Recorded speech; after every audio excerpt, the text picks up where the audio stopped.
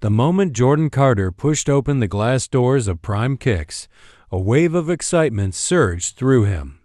The scent of fresh leather, rubber soles, and new sneaker boxes filled the air, wrapping around him like a dream finally within reach.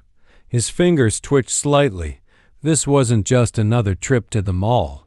This was the day he had been waiting for. For months, he had obsessed over this moment.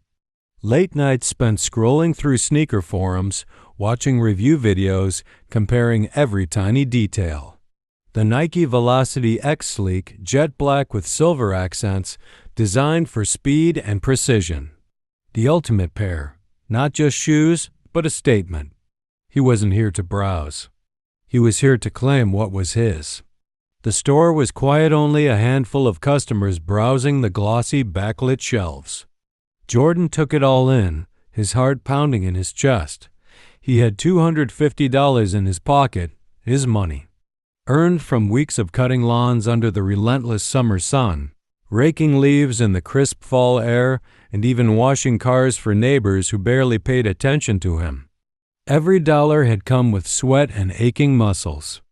Every hour of work had built up to this. This wasn't just about sneakers.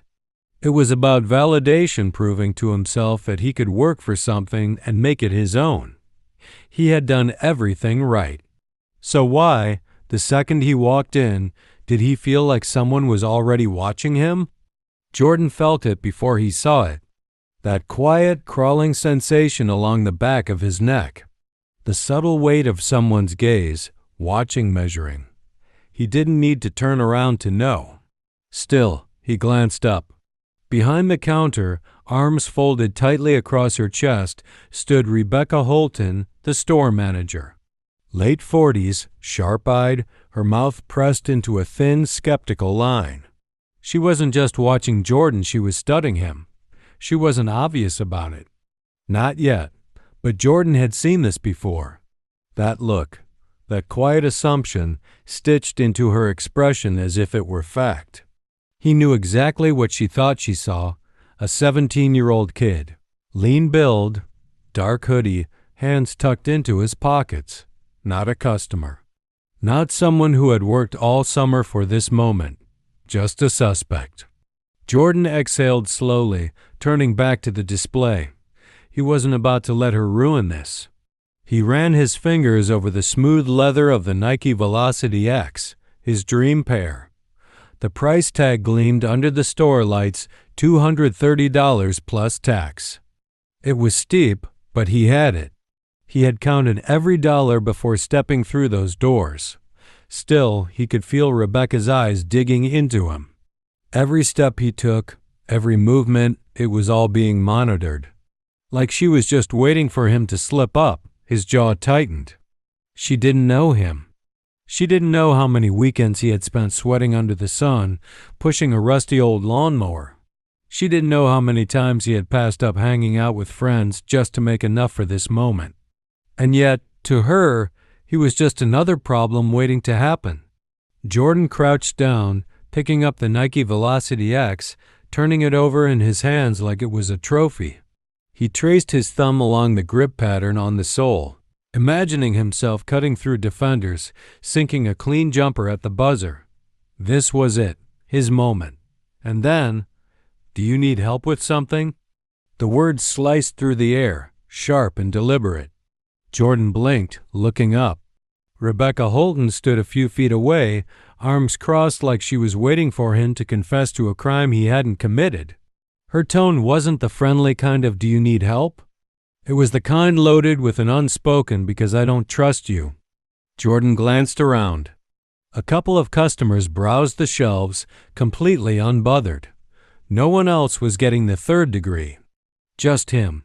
He straightened up, keeping his face neutral. "I'm good," he said, calm. Rebecca didn't move. "You sure?" Something shifted in the air. "Oh, this is what we're doing." Jordan forced a breath through his nose, gripping the sneaker just a little tighter. This wasn't new, but it never got any less frustrating. Still, he refused to give her what she wanted, a reaction. Instead, he did the one thing that seemed to annoy people like her the most. He smiled. Not a big one, just enough to say, I see what you're doing. And it's not going to work. Then, cool as ever, he turned and walked toward the checkout counter, dropping the sneaker down like he had all the time in the world. Rebecca didn't like that. Not one bit, and that's when things got worse. Jordan placed the Nike Velocity X on the counter, nodding to the cashier, a girl who looked about 21. Her name tag reading Tina. She gave him a polite smile. Nice pick. Want to try them on? Jordan exhaled, letting some of the tension slip away. Finally, someone treating him like a normal customer. Yeah, that'd be great. Tina grabbed a box and turned to get his size, but before she could take 2 steps, hold on. Rebecca's voice cut through the moment like a record scratch. Jordan looked up. Tina froze mid-step, glancing nervously between them. Rebecca took a step closer, arms still crossed, her lips pressed into that same thin, self-righteous line. I need you to empty your pockets. The store went dead silent. Jordan's fingers curled slightly against the counter. Oh, here we go.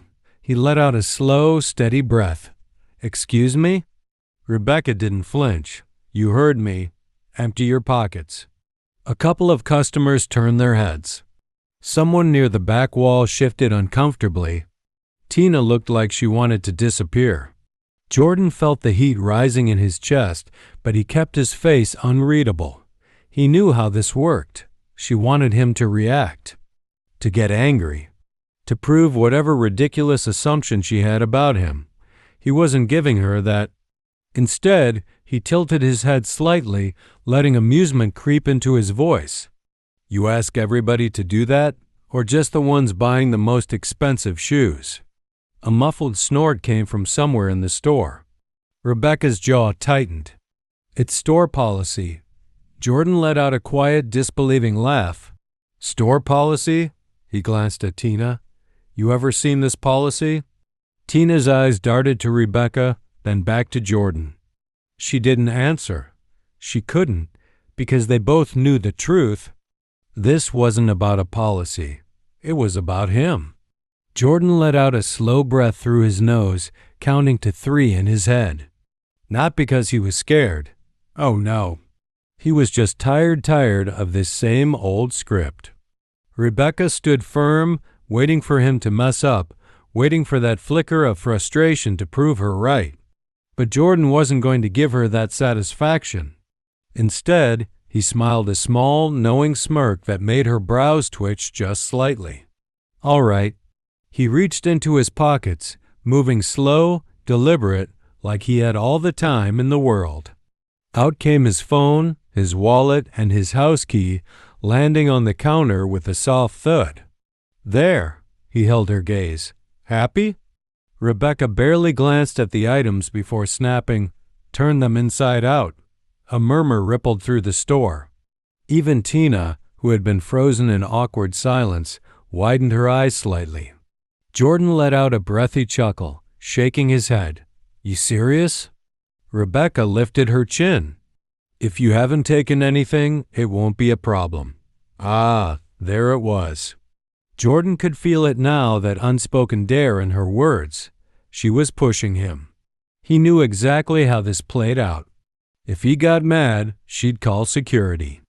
If he walked away, she'd act like she had caught a thief in the act. If he raised his voice, suddenly he was the threat. It was a setup. A trap wrapped in fake authority. So instead, he did the one thing she didn't expect. He didn't move, didn't react. Just reached for his phone, swiped it open, and calmly pressed one number. Rebecca's smirk flickered, just slightly. What are you doing? Jordan held the phone to his ear, voice steady. Mom, can you come inside? A shift rippled through the store. Rebecca's confidence faltered for the first time. Jordan didn't say anything else. He didn't need to. Because seconds later, the glass door swung open, and just like that, everything changed. The click-clack of heels against the pavement outside cut through the thick silence of the store. Then ding the chime of the glass door swinging open. And the second Olivia Carter stepped inside, the entire store shifted. She wasn't loud. She didn't storm in demanding answers. She didn't have to. She walked with purpose, her posture sharp, her tailored navy blazer crisp, her presence commanding the space before she even spoke.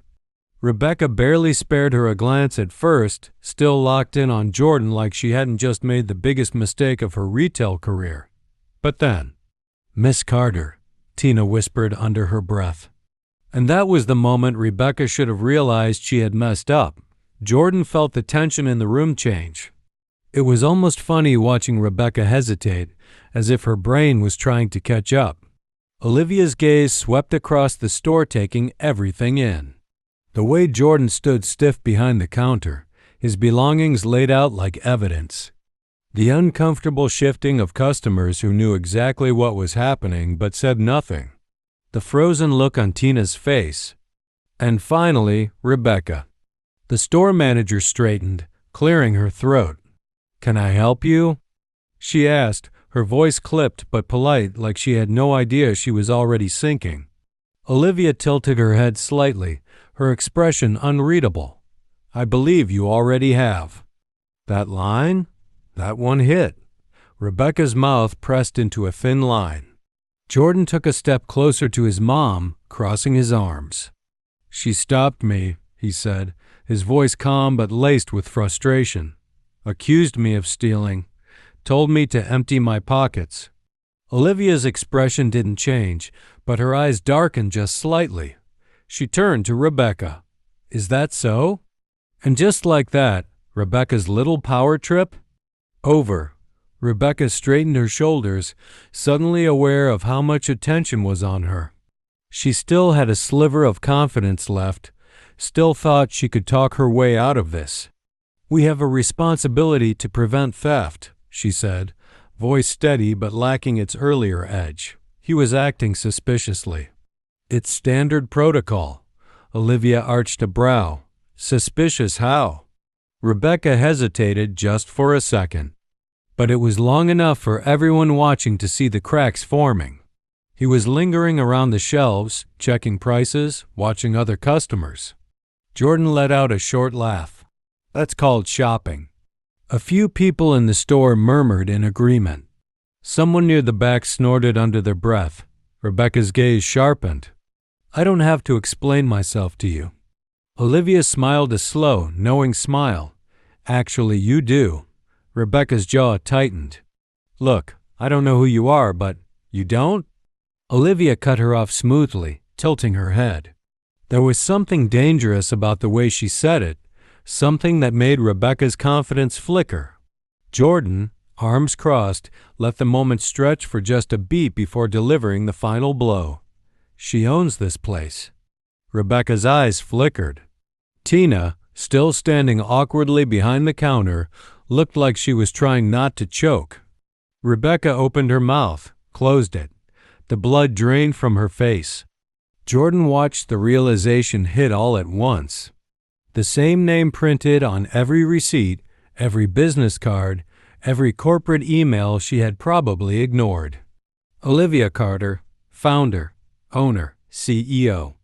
The woman whose portrait hung in the back office, an office Rebecca had walked past every single day. And now? Now she was standing right in front of her. Rebecca looked like she wanted to disappear. But Olivia wasn't done yet.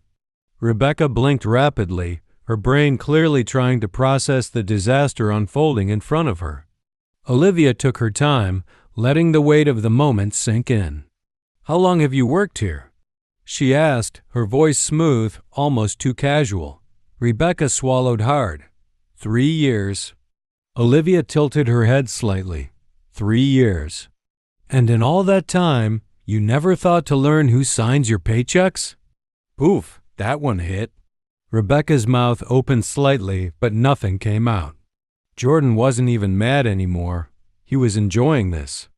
Watching Rebecca realize in real time that she had been playing power games with the one person who actually had power. The store was dead silent. Everyone knew what was coming next. 3 years, Olivia repeated, taking a slow step forward. And in those 3 years, how many times have you stopped a customer and accused them of stealing? Rebecca's throat bobbed. Only when necessary. Olivia nodded, pretending to consider that answer. And my son? What made him necessary? Jordan saw it. The panic. The way Rebecca's mind raced for a way out. Like I said, Rebecca started, but her voice wasn't as strong now. He was acting suspiciously. Olivia didn't blink. How? It was a simple question.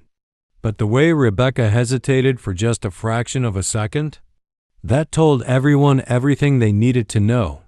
She had nothing. Rebecca shifted her weight, like maybe if she physically moved, she could escape this moment. He was looking around too much. Jordan actually laughed. Looking around. In a store. A few customers snickered. Olivia still wasn't smiling. Anything else? She pressed. Rebecca's fingers curled into fists at her sides. He had his hands in his pockets. Olivia inhaled, exhaled. So did the man by the Jordan section. Rebecca had nothing to say to that. Jordan could feel the tension breaking apart now.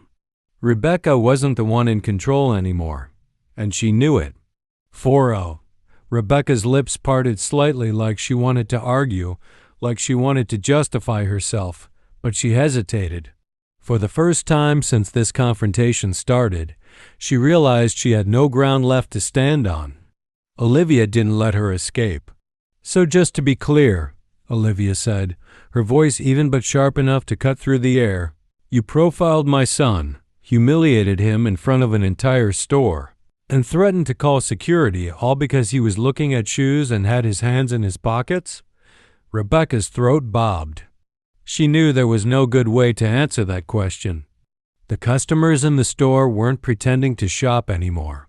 They were watching. Some people shifted awkwardly, clearly uncomfortable with what they had just witnessed. Others looked angry, not just at Rebecca, but at the reality of how common this kind of thing was. Olivia let the silence stretch. Then, finally, Rebecca forced out, I made a mistake. Jordan let out a quiet exhale. He almost laughed. A mistake. That was the best she could do? Olivia's expression didn't soften. A mistake, she echoed, tasting the words like they were something foreign. Do you know how many times people like you get to call this a mistake and move on? Rebecca's face stiffened. Do you know how many kids like my son don't get that same courtesy? The weight of those words settled over the entire store. Because everyone knew the answer. Jordan watched as a few customers exchanged looks. Some had probably been through the exact same thing. Others were realizing, maybe for the first time, that this wasn't just an isolated incident. It was systemic. It was everywhere. Rebecca had nothing to say. Because deep down she knew Olivia was right. But Olivia wasn't done. Not yet. Olivia took a slow breath, adjusting her blazer like she was settling into the moment. Let me tell you something, Rebecca. The store manager flinched at the sound of her name. I built this business from the ground up, Olivia continued, voice calm but undeniably firm. And I hire people under one condition, that they treat every customer with the same level of respect. Every single one. Rebecca's jaw tightened, her hands curling into fists at her sides. But she didn't argue. Because what could she even say? Olivia turned to Tina, the young cashier who had been silent for way too long. Tina. Tina stiffened. Yes, ma'am? What's your job when a customer walks in? Tina glanced at Rebecca, then back at Olivia. To help them? Olivia nodded approvingly. And if they want to buy something? Tina swallowed. We help them find their size, answer any questions, and make sure they have a good experience so they come back. Olivia's smile was small but pointed. Exactly. Her gaze cut back to Rebecca. That's your job. Not playing security guard based on nothing but your own assumptions. Rebecca's face turned red, her shoulders tensing. Olivia exhaled slowly. "Tell me, Rebecca, do you think you did your job today?" Rebecca opened her mouth, but no words came out, because she knew the answer. Jordan could see it in her eyes, the realization, the shame she didn't want to admit was there. She had lost. But Olivia wasn't looking for an apology, because she knew people like Rebecca rarely gave them. Instead, Olivia turned slightly, addressing the entire store now. "People like my son don't get the luxury of being treated like everyone else. And that's the problem. Today, you didn't just embarrass him. You embarrassed this store. You embarrassed yourself." Rebecca's fists tightened, but she stayed quiet. "And then—" "Tina," Olivia said smoothly, "what do you think should happen to an employee who humiliates a paying customer based on nothing but their own prejudice?" Tina's eyes widened. She glanced at Rebecca, hesitated, then said, voice barely above a whisper, "They shouldn't be working here." A few customers nodded. Someone murmured, "Agreed." Rebecca's face twisted. "Wait, you can't be serious." Olivia raised an eyebrow. "You work in retail, Rebecca. You know how this goes. Customer service is about trust. If a customer doesn't feel welcome in my store, they won't come back." Rebecca's lips pressed into a hard line. "I've worked here for 3 years." Olivia tilted her head slightly. 3 years too long, apparently. Oof, that one hit. Rebecca's hands balled into fists.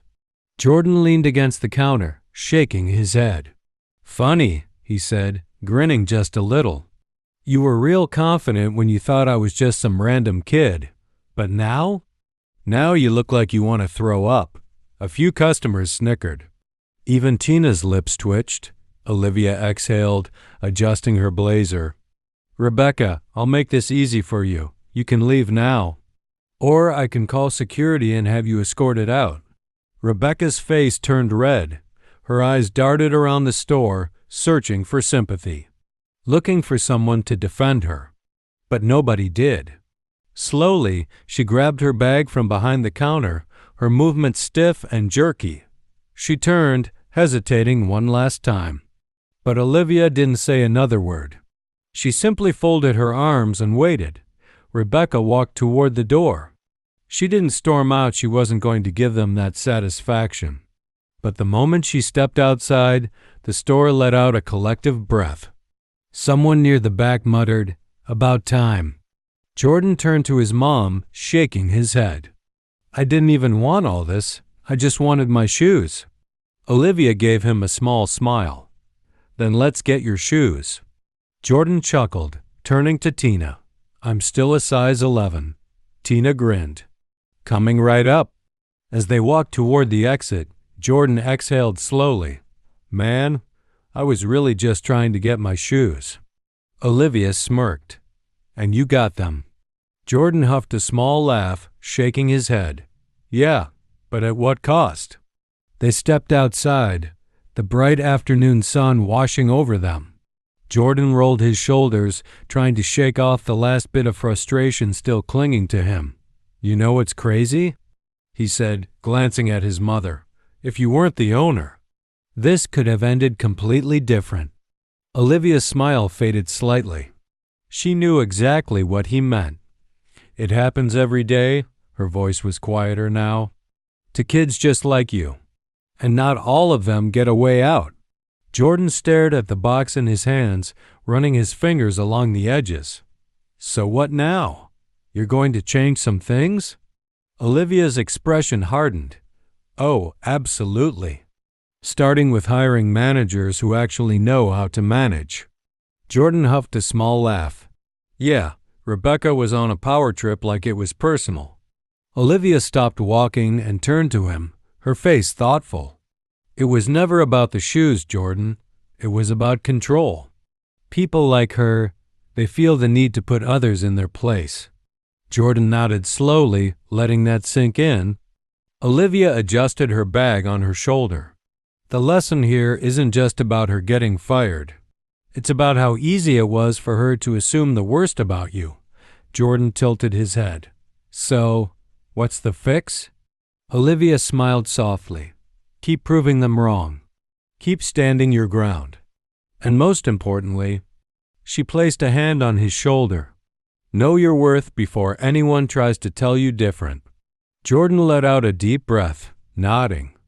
They reached the car, and before getting in, Jordan saw the truth.